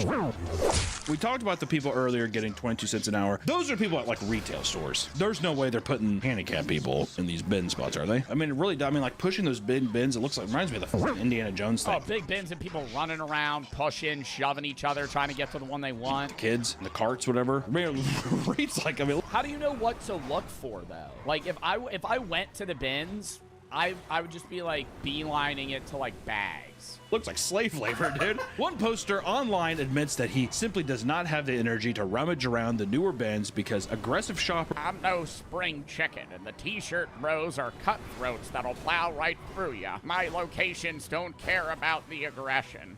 Probably don't get paid enough. Now I wait till the vultures clear and rummage after like the weakest injured animal in line, picking at the leftovers. Picking at the leftovers. but he's the vulture of the bins. He's just fucking getting the scraps that everybody leaves behind. He's getting the shit-stained jeans. Around the newer bins because aggressive shoppers will easily plow through you to get to them. He compares the experience to being a weak, injured animal forced to feast on the scraps left behind by a pack of vultures. He's like, God, dude, get over here. So I can't look through the Chicago Bulls jackets anymore. I'm like a little bird. He also vents about t-shirt bros, referring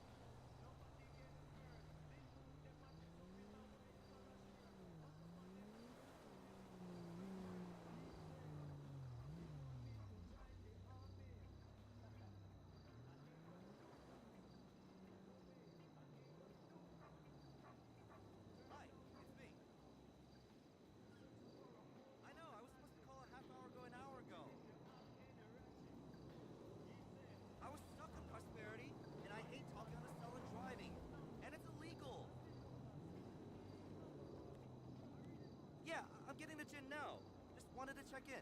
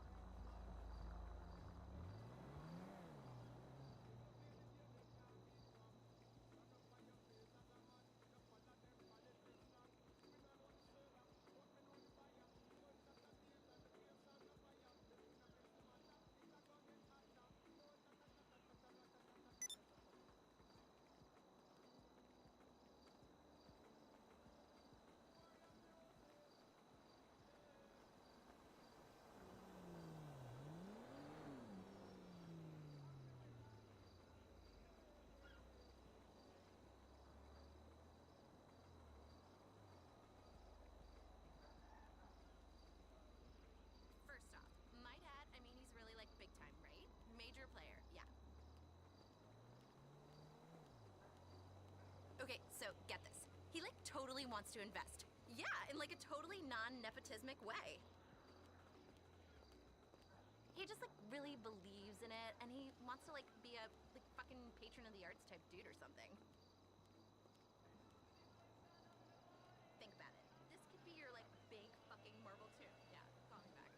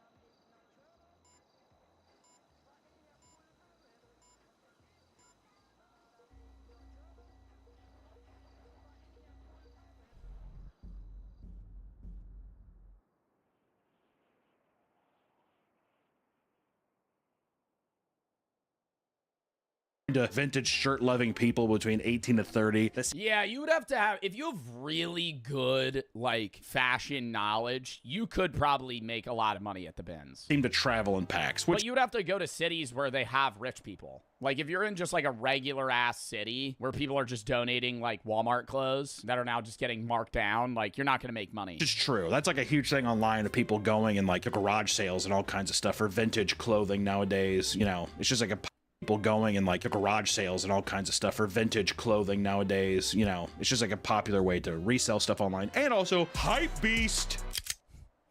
Shopping alongside crowds like this often results in physical harm, something that online communities can endlessly attest to. And according to one man, an entire printer was thrown at him out of nowhere from an aggressive shopper. Some have even posted pictures of their injuries, like the woman who specifically shopped at the outlets with her mother in order to act as her bodyguard and protect her from overly aggressive shoppers. And one day, a woman purposely pushed a cart towards her, smashing it into her shin so badly that she almost threw up from the pain. She ended up giving up on returning ever again due to— When I tell you I saw stars, the pain was excruciating.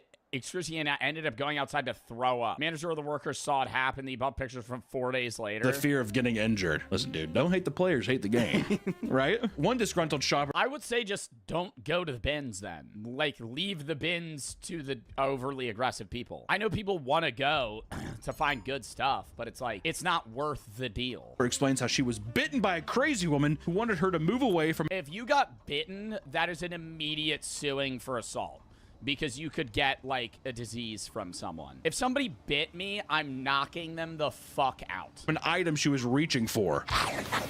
It's not uncommon for outlet shoppers to be threatened or attacked with blades either. No, you're not. Okay, yeah, I am. Yeah, you know why I know I'm knocking them the fuck out? Because no big-ass motherfucker that's bigger than me and able to knock me out would bite me. Small people bite. That's my logic. If they're biting me, I could knock them the fuck out. If they're big enough to knock me out, they're not gonna bite me. They're just gonna punch me in the fucking face. In one instance, a man witnessed a shopper slash their own friend's neck over an item they both wanted. What? Another shopper saw a man sprinting around the store, swinging a machete at people. He had to be tackled by guards or removed from the store. In one story, I'm not tackling a motherfucker with a machete. I'm a Goodwill minimum wage fucking security guard.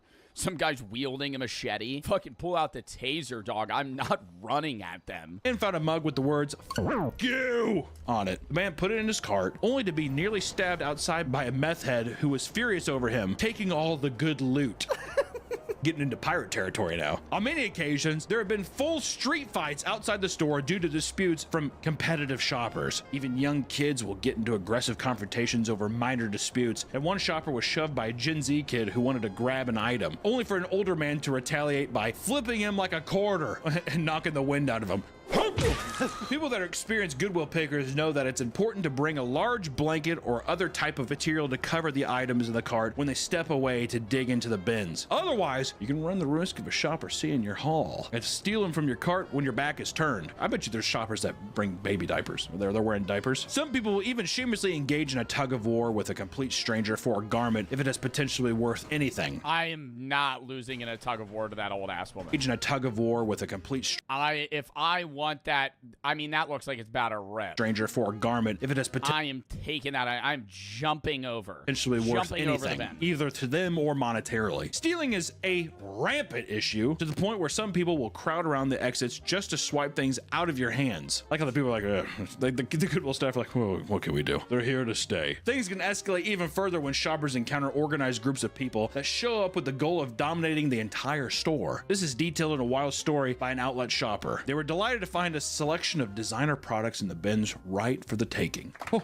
out of nowhere, 5 or 6 overweight women entered the store. Uh-oh, overweight women.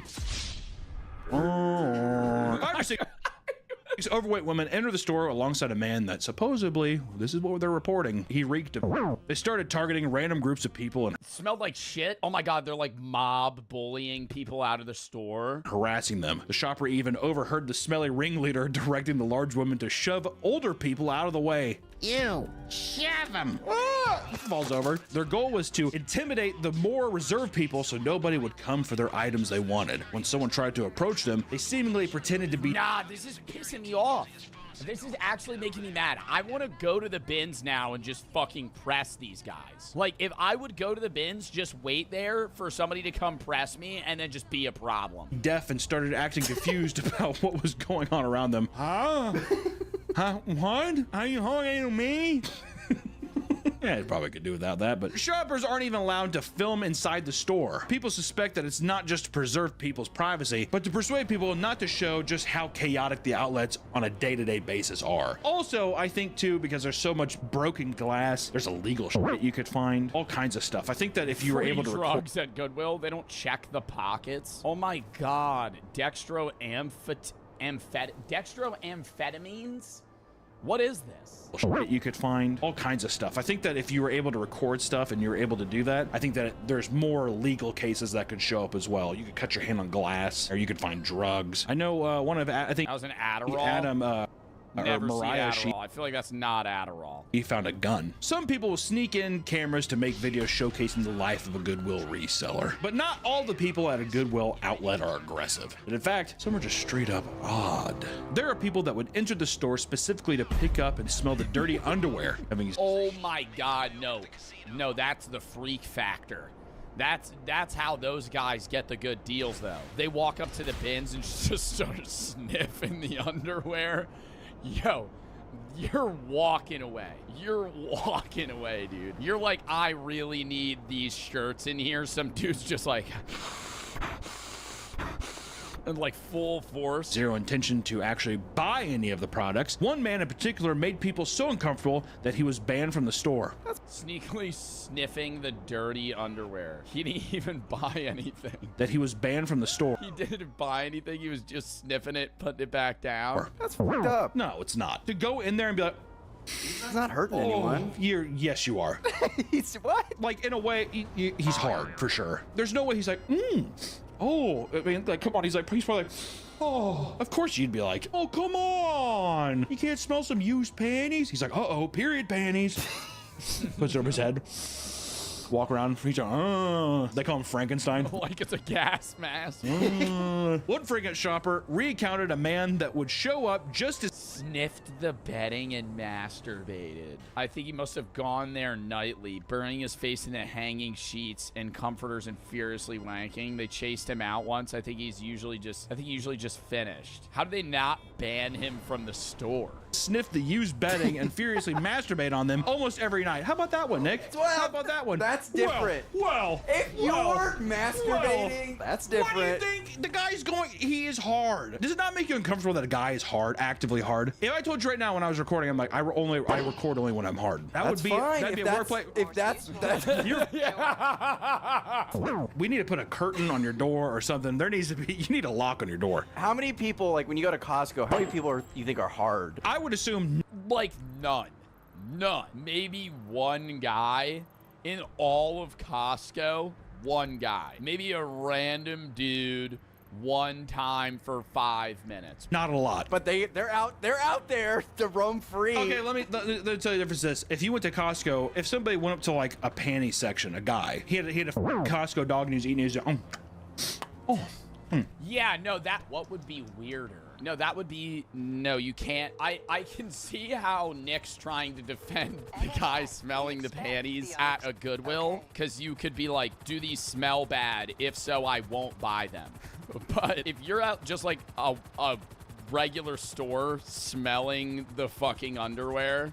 Is that something where you're like, well, that guy should probably not be doing that? Now. Well, okay. Well, now the puzzle's kind of creating a bit of a picture for me. What are you talking about? In Costco, that's weird. I just feel like in the outlets. In the outlet, to me, it's trash. It's trash. But see, that's what makes it even weirder. Is that it makes it weirder, but the only way you could be like, oh, I get he smelled it, because if it smells dirty, I wouldn't buy it. Dirty clothes, and he's going in and smelling them. That's what I'm saying. It's gonna be thrown away. I just think if you're buying underwear from Goodwill, that's odd. Wait, anyway, who's buying used panties at the outlet? That's what I'm saying. Nobody, bro, that's like next level. I get buying shirts and like pants, but like buying like used period underwear, like a woman that had period underwear and is like, yeah, I'll just like fucking donate this. Who's buying that? Like stained underwear. I'm not advocating that it's not trash. I'm just saying that I'm like, not even who's buying. Why are they putting that out? And going in there and only smelling panties. That's a character I probably wouldn't want around myself or anybody else. You've kind of changed my mind. Twisted my arm. Anyways, the guy who masturbates on beddings. On many occasions, he would go until completion, only seeing him get chased out on one occasion by angry staff members. It's been 30 years and I still wonder about that guy, but he was at the bins in the fucking 90s. Completion, only seeing him get chased out on one occasion by angry staff members. One time. Other times, people are just like, okay, that's a hazard zone. Throw your jacket over that. See, that's a biohazard, because now if someone touches that, we're done. Some customers would enter the store for no reason other than to... Some dude pissed on the couch and left. No, no, that's not even like the dude that pissed on the couch. This is just the couch they're selling at Goodwill. This will just be the couch. Pee all over the items. And I never understand that too, because you ever see couches on the side of the road? Like if I was somebody that wanted to buy a couch, I'm not going to Goodwill. Like, if I was going to get a used couch, I would just wait until there was one on the side of the road that looked pretty good. And then I would just pick it up. And leave right away, which is kind of fucked up. What do you get out of that? Besides, I mean, don't get me wrong, it's a lay epic. I always pick up furniture on the side of the road. And that furniture's probably not that bad. Because, yeah, people throw it. People put broken furniture on the side of the road. But you're also like, if people get a new couch and they don't want their old one, they're less likely to bring it to Goodwill. They're probably just going to put it on the side of the road, and some guy will take it in a day. Like troll, but like what? It's like a dog dominating their space. Because people shoot their loads on people, or they pee on people sometimes, and I think it's like a sexual thing too. To me, it's all sexual. One man attempted to rob the store of multiple shirts by putting them all on at the same time. And a staff member watched him put on 13 shirts before trying to inconspicuously leave the store. I like how he's like walks in super skinny, walks out, and he's like, do you think the staff member's like, I want to see how many shirts he can put on? 100%. When he was caught, he tried to play dumb until eventually giving up and taking off all the shirts, including the ones that belonged to him. He walked out of the store shirtless. I would too. I'd be like, I'm sorry, there you go. You guys can keep them, resell that one. My Tasmanian devil dressed up as Scarface shirt. You can keep that one. And according to one man, he saw a man buying a toilet seat with shit all over the bottom of it, holding it. But why do they have that at the store? Who needs to buy?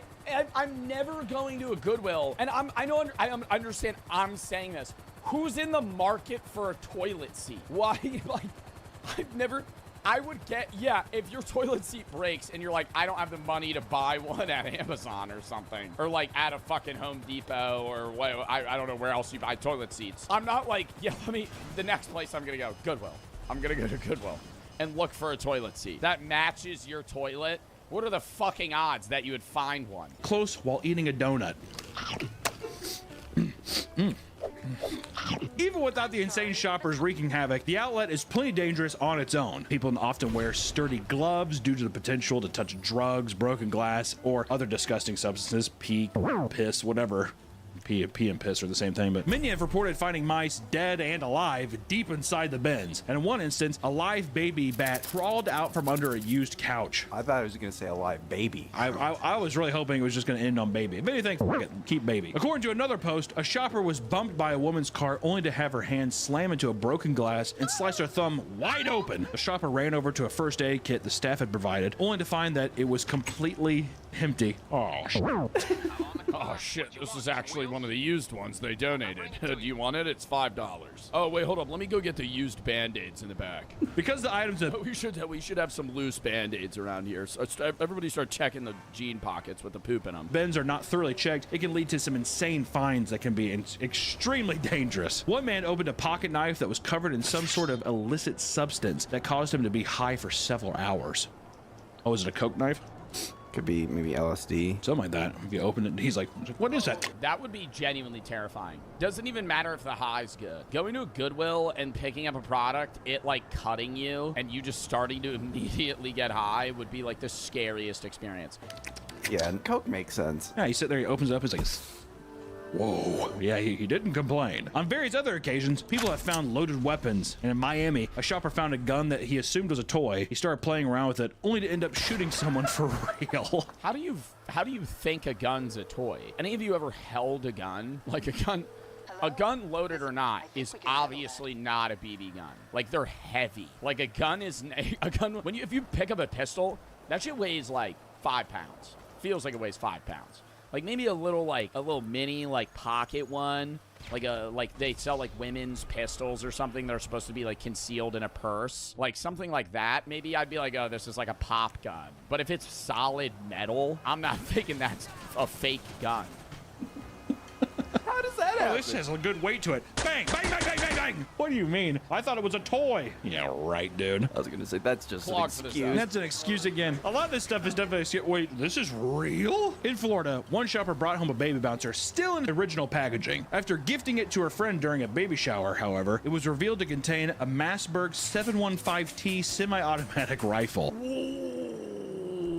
What? Brought home a baby bouncer still in its original packaging. After gifting it to her friend during a baby shower, however, it was revealed to contain a Massberg 715T semi-automatic rifle. How did you not know that? You know what I mean? That's a good I mean, it would be heavy. Fine, though. That's a huge fine. Actually, can I get that back? It's my baby's now. At one person's Goodwill, he watched someone discover a flare gun in the bins. He immediately grabbed it, pointed it at a ceiling, and shot it without second thought. Mindless. I got intrusive thoughts, dude. You see a flare gun in somebody's pant pocket? Children. It really is. Oh my God, what? Oh, it's real. Whoa. I like the idea that's just an excuse for everything. Oh my God, wait, this is real? To be fair, I feel like I would be one of those guys. You are smelling panties and doing it. Would you get in trouble? Probably not. If you were at a Goodwill, you found a flare gun and just went, boom. Yeah, it's arson, but your defense is, well, why are you selling a flare gun at Goodwill? You shouldn't be selling me there shouldn't be a flare gun here. I thought it was a pop gun. I could get that. I could get you mistaking a flare gun for like a toy gun versus a fucking Glock 19 or whatever gun that woman found that shot it. You're doing whatever the fuck you want in there, apparently. Another deadly weapon that people report finding. A grenade? That shit looks like it's from 1940. On multiple occasions are live grenades. Oh my God, though, the intrusive thoughts. You're like, is this real? And the pin's right there. I'd be staring that down, just like, oh my God, what do I do? You'd pull the pin? You'd pull the pin? No. I feel like I would panic. I would have to hold it, and I would just be like, what do I do with this? Like, do not bump into me, please. In Oregon, an entire building had to be shut down after a World War II air. How would they know it's you? Well, you're gonna fucking die. If you pull a grenade in a building, you're not surviving that. A grenade was found in the bins. That is awesome. Do you think it was like the pipe bomb one? It's like a long and it has like the little thing at the end. Oh, you know what I mean? Maybe. Yeah. Those are sick. I was like throwing those in video games. That was World War II?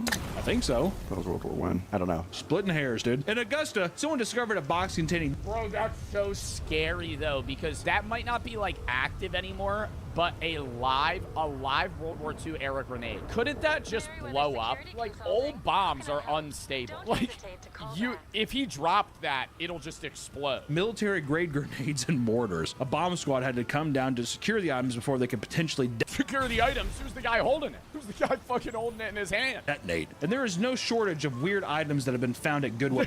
Don't move! And he just has to stand there. Well, a guy in a fucking big-ass bomb jacket comes walking in. He's just like, just fucking hyperventilating. Outlets. People often find abundance of sex toys like dirty dildos, silicone asses, and blow-up dolls. And some people have even found used condoms. A used condom in a Goodwill. Yeah. She tries to there's a price tag on it. Adult. That'll be 25 cents. Diapers, full diapers, and fresh turds have been reported as well. Other strange finds consist of things like large glass jars filled with mercury, as well as bloody hospital gowns. How the fuck did that end up there? Also mercury?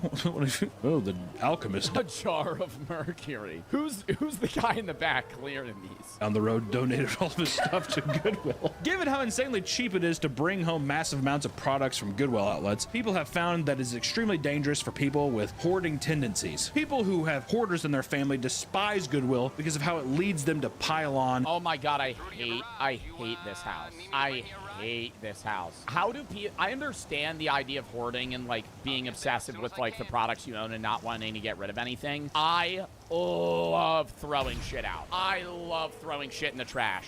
I love getting rid of stuff. Even if I'm like, I used to be like, oh, I might use this in a year or two. Trash. If I have to say in my head, I might use this within 5 years, it's gone. Unless it's something that's genuinely valuable or like a tool or something.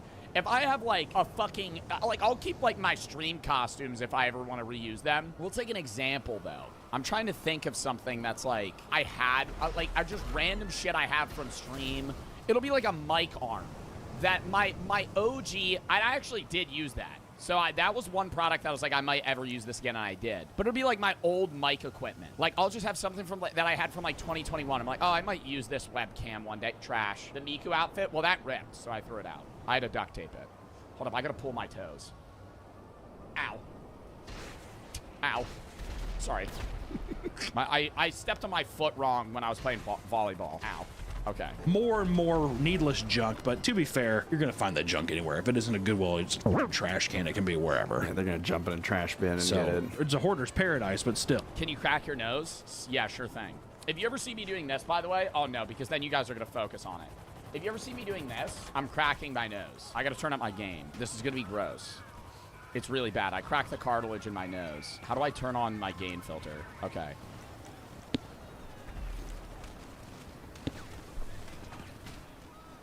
Yeah, but I crack my nose all the time. How? I don't know. I definitely have a deviated septum because I only can breathe out of one nostril. I only breathe out of this one. Or it'll switch some days, but it's usually this one. Like, I can breathe it's hard to breathe out of that one. But I've always cracked my nose. There's just like a weird hanging cartilage part. Oh, you can't point the finger there. You know, talking about this Goodwill outlet thing, I had to go look for myself. Is it as crazy as you used to do cocaine? No. As people make it out to be, these people online, this culture, is it as crazy as they say? Well, we had to go find out for ourselves and see if we could find some sick stuff. So, oh my God, he went to Goodwill. Let's go. Oh, to the bins. Oh my God, wait, I was with Brooke at Goodwill one day. Should we just do a Goodwill vlog? I want to do that so bad. Just a random, I'd go to like 5 Goodwills and we would just vlog it. And I'd just show the stupid, creepy shit they have there. They do have some good stuff. Like I would try, it would be like a challenge. I'd be like, I have to spend $100. I have to find this, this, and this. Like when I was there with Brooke, this was probably like a month ago. I was like, I really want to do a vlog. And I was like, one of the challenges should be I have to buy every snow globe they have. Because every Goodwill has like 15 snow globes. I could rack up an army of snow globes if I went to like 4 Goodwills. I could get like 100. We should leave $100 for them to fight. Oh yeah, see, no, that's Jason mask. These are one of the McDonald's buckets I didn't get. Are you serious? It's a boo bucket. Yeah. Oh, really? There we go. What do you think was in the boot? Mousetrap. No. Look, it fits. Throw it on, dude. Throw it on. It's too small. It won't work. Sure, man. We got some nice flooring here for Nick's office. Yeah, so I can play on the ground. So you have tummy time in your room. Hey, sir, there can't be any recording. Oh, no. Okay. It must be just the bins, because people record at regular Goodwill all the time. You know those guys that always do dances at Goodwill? They'll do like full-on plays. They'll put on all the clothes and just like reenact certain things. Hey everyone, this is Adam at Creature Kid, and today we're talking about the Goodwill bins. My favorite place to shop that I try to get everyone to go shop at. Hunter and Nick like to make fun of me about the Goodwill bins, but my love and passion for it is more of salvaging things. Oh, he looks like a professional though. He's got that serious face on. He's got the granny glasses in case they fall off, it catches them. Salvaging things that are moments away from being thrown away. Some of the things we found over the past couple days, this is a tiny, beautiful silver-plated piece here. What the fuck are you using that for? Is that a cool pot? Yeah, I'd walk up to that and I'd be like, that's awesome. What am I using that for? Here, this is probably 1920s. We're gonna use it for a movie. Flowers? I don't grow flowers. Prop, so it's exactly what we need. This tiny little violin here is about as tiny as it can get. Oh my God, you know what I got at Goodwill the other day? Hold up, count me down 20 seconds. Well, I got a few other things, but this was cool. It's a little stained or cracked. But look how fucking cool this like beer stein mug is. I gotta give it a better wash. But I haven't used it yet. But it's like, bro's never gonna use that? Yeah, the fuck I will. Yeah, the fuck I will. This is a sick-ass fucking mug. I remember I was hype as shit when I saw it. It's sticky. It's making my hand sticky, and I bought it like a month ago. We'll do a Goodwill vlog soon. I just did the Mexico vlog, so I'll have Cloak edit that, but we'll do a Goodwill vlog soon. It's a perfect prop we're gonna use. That only cost a couple dollars. If you know Polk. Buying a used mug is crazy. Newsflash, buddy, you ever been to a restaurant? You ever been to a restaurant, pal? You ever gotten a drink at any restaurant in your entire fucking life? You've drank out of a used mug. You've drank out of a used mug that has touched thousands of people's lips. You've ever used silverware at a fucking restaurant? You've put forks in your mouth that have been in the mouths of thousands of other people. Come on, you know what that is. You've ever shaken a hand? I'll leave that one there. Shadowless Blastoise at a perfect time. You've ever shaken a man's hand? Leave that one there. And we were working on a project that was The Thing influenced. This was in a box of DVDs. It's Pro-Life, which is a horror movie, autographed by John Carpenter right there. One of the weirder things is a gold tooth in the bottom of a purse. You see it with the root still on it. What? Is that a human tooth? Beautiful watercolor painting. I mean, look at that. Insane. The only thing written on it is a little cutout, Angels Cooking, Interior Living Room. That's from a script, right? Interior Living Room. It's a set. I figured out Angels Cooking was a working title for a movie called We're No Angels, which is a Humphrey Bogart film from 1955. That would have been 10 minutes away from going into a dumpster. Let's look at what Maddie found today at the bins. So I'm a huge fan of vintage luggage pieces. This is actually a vintage carry-on from Escort. Okay, but I get that though. More than like the gold tooth and paintings and shit. You getting like a nice bag? Which is a pretty cool luggage company. This weird little cowboy purse. This purse, which is very tacky, but it is Loungefly, and that is a really sellable brand if you're trying to like make an income off of resales. I think this is maybe one of... She found a $1,000 purse at Goodwill. My favorite pieces that I got today. It's a little Captain Caveman. Oh my God, I thought it was a hairy potato. Oh my God, I thought it was like a hairy figurine. And you can always find really good office supplies, usually still sealed. Painter's tape is so expensive, but at the bins, it's by weight. Adam actually picked this one out for me. 1978 full color calendar of Elvis, made in 78. I just finished a short film that takes place in the 70s, and a lot of that. Whenever I think of Elvis, I always just think of how he died on the toilet. I'm not trying to be like grim here, but he was like turbo constipated. Turbo constipated. and he died trying to poop. Stuff came from the bins that was authentically dated. Yeah, Joe, we know. I didn't know that until like 2 years ago. This is probably the best thing that we found today. This Blockbuster membership card. This is from 2007, so it's a real antique. This is a VHS tape. It contains the... But where am I putting that shit? That's what I don't... yeah, I could go... There's so much cool stuff at Goodwill, but it's nothing I'm gonna use. Like, am I gonna just start hanging stuff up on a wall? Like, I don't get that. OJ trial. In short, the bins is the best. It's great for the environment. It's great for history. The bins is just the greatest. There's no downside to it, except for where's the money going? Because it's not going anywhere good, I'm sure. It's always fascinating to see just how quickly people let greed take over them when coming to the face-to-face with a good deal. Whether it's Black Friday deals or cheap used clothing, it seems to turn people into complete animals, going absolutely feral. As dangerous and insane as Goodwill outlets can get, people swear by them as a way to find hidden treasure and always come back for more. If you're going to attempt visiting one of these stores, just make sure to do your research and prepare for the worst. You never know if you'll end up being accidentally dosed by a loose needle or find a live grenade. I mean, I've donated clothes to Goodwill. I always wonder that. Have you guys ever donated clothes before? There's probably some dude just wearing a shirt I wore 6 years ago. Like, or even your parents, like, donating, like, your old toys, like, when you were a kid. Like, there's probably some kid that used the same blocks you used. Somebody find it right now. All right, next.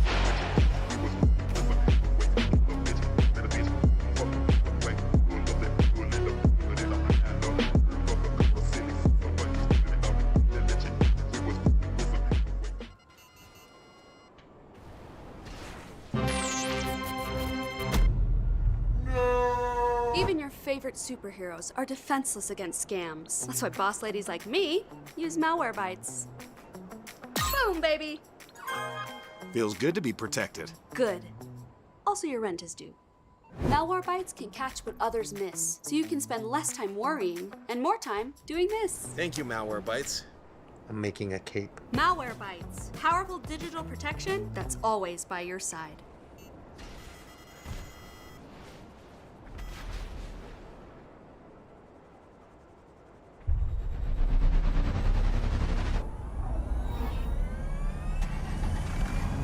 Highly requested video. We fooled locals with offensive city plans. Give us feedback on our new city plans. We're installing the world's biggest pride flag. Hell no.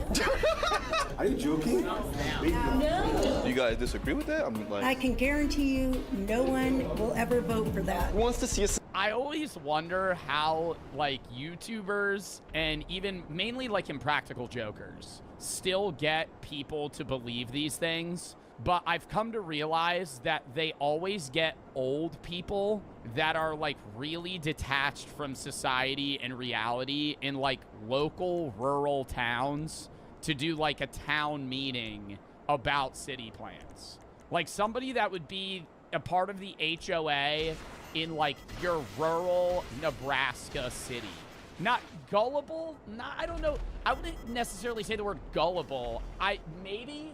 But, like, yeah, no, people that are living in 50 years ago. Society where parents stay together longer. Well, we have a solution.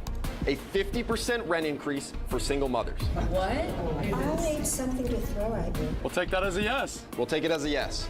No. Are you trying to go? I feel like these guys can pull it off because they're YouTubers, but don't you ever wonder how, like, I don't watch Impractical Jokers anymore. I feel like nobody, I don't want to say that's a dead show, but, you know, it's not 2013 anymore. But I always wonder how they still get people that don't know them. You know what I mean? Like, who below 50 is going to walk into a Walmart and have Murr or Sal walk up to them and be like acting really weird and laughing before they say anything? Like, obviously they have a person in their head telling them what to say. Like, even if you don't know them, you'd be like, yo, you're a part of a bit. Like, this, I'm on camera right now. The NFL playoffs are here. Football is at an all-time high, and there is no better time to get in on the action than with DraftKings Sportsbook, the sponsor of today's video. If you sign up with DraftKings and use promo code JOEB at sign up and place a $5 bet and your bet hits, you get $300 in bonus bets instantly. What an offer! DraftKings Sportsbook is the place to place touchdown bets. Not only do they have same-game parlays, they also have live betting for the people that love the thrills of live betting, betting on drives, betting who's going to get a touchdown, if they're going to place a field goal, whatever, in a given drive. DraftKings has you covered. And if DraftKings isn't available in your state yet, one of the green states, you can still take advantage of DraftKings Fantasy. So sign up for DraftKings today and use promo code Joe B at sign up and place a $5 bet. If your bet hits, you get $300 in bonus bets instantly, minus 500 odds required. Thank you to DraftKings for sponsoring this video. Let's get back into it. Yes, said no. Disclaimer, everything said in this video is for entertainment purposes only. This does not represent us. Do not replicate or act upon any content shown. We invited local residents. Oh, so you don't think single mothers should have a 50% rent increase? Huh. Yeah. To attend what looks like a real city meeting where we're posing as officials presenting new plans that will affect them. But the catch is we're given extremely offensive ideas that we have to present no matter what. After the president, I would love to be a part of this. I feel like I could. Okay, no, here's the thing. I could never do the presentation. You would fold? Oh, 100%. I could not do the presentation. I would love to make the presentation.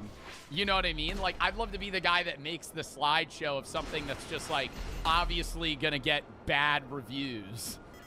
Or, like, a bad reaction. But I don't think I could ever stand up and just, like, just riff, you know? Stand up, read a presentation, click this next slide, and it's like, we're gonna ban gay people from, and I have to defend that. In front of a fucking town meeting of people that are just going to be appalled. Strangers will raise their hands if we convince them to support our new plans. And just like the Impractical Jokers, whichever team gets the fewest hands raised will face the terrible mystery punishment at the end. It's actually... So this is Impractical Jokers. This is a one go on Impractical Jokers. There's no thumbs down. It's just if you lose, you just get the punishment. I'm telling you right now, it's not good. It's not gonna be fun. Yeah, we're not doing all that. We're not doing all that. We're not gonna do all that. No. You guys can do terrible. We're not doing terrible. We do like the chill. We do like the prizes. We're not doing punishments. No, we're not doing the punishment. We're winning. This is the winners. Do you guys see what's behind you? That's your presentation. That's your presentation we made. What do you know about your presentation? What about you? Don't know shit. Dude, I would just pull every buzzword out of the book of something that's controversial. Like, the presentation would just consist of, like, every single, like, buzzword that just gets people upset. You don't know shit about your presentation. Is it that bad?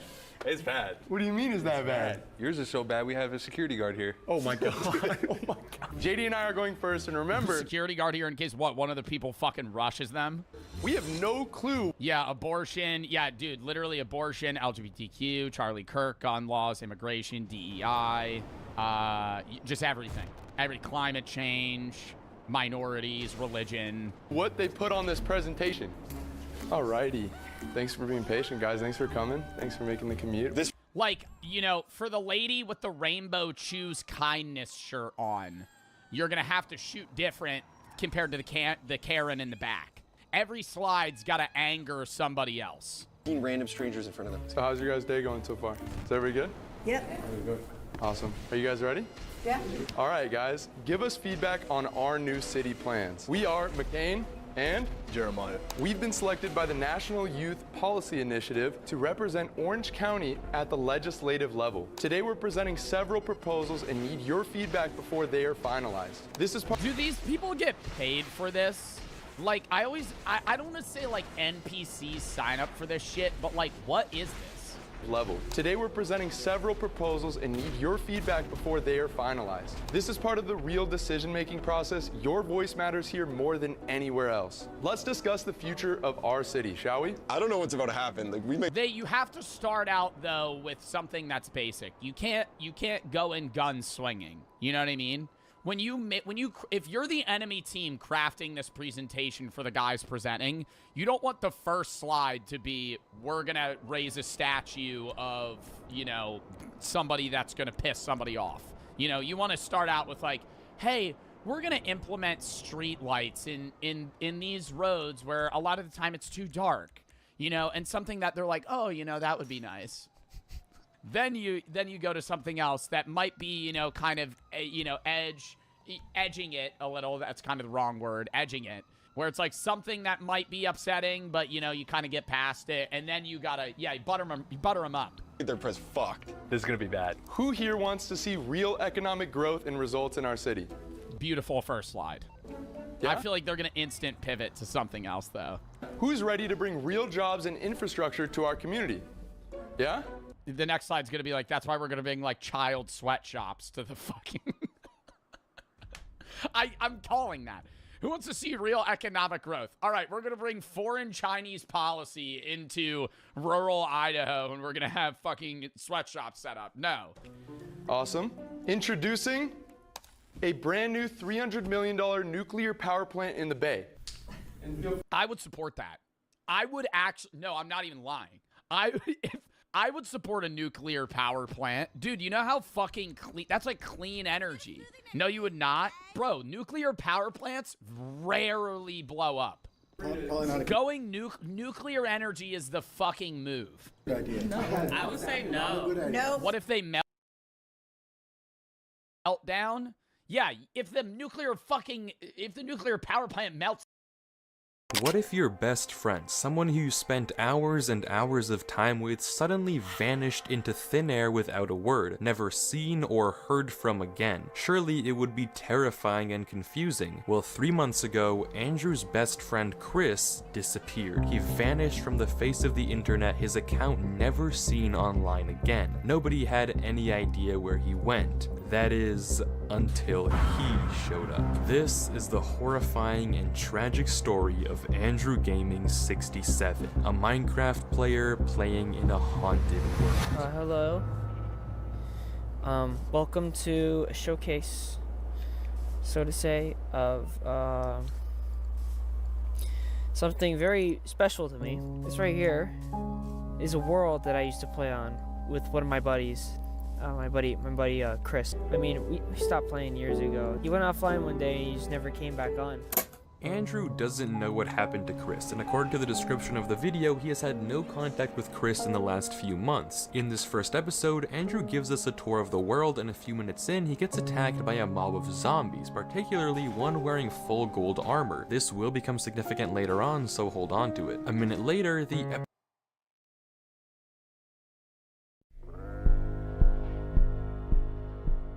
Minecraft servers are a way for people from across the globe to talk and interact. When you're on a server, you open the door to everyone.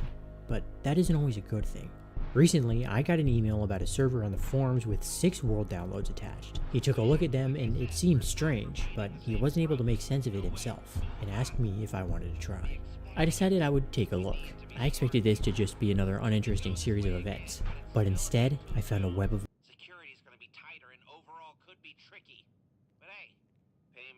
be better.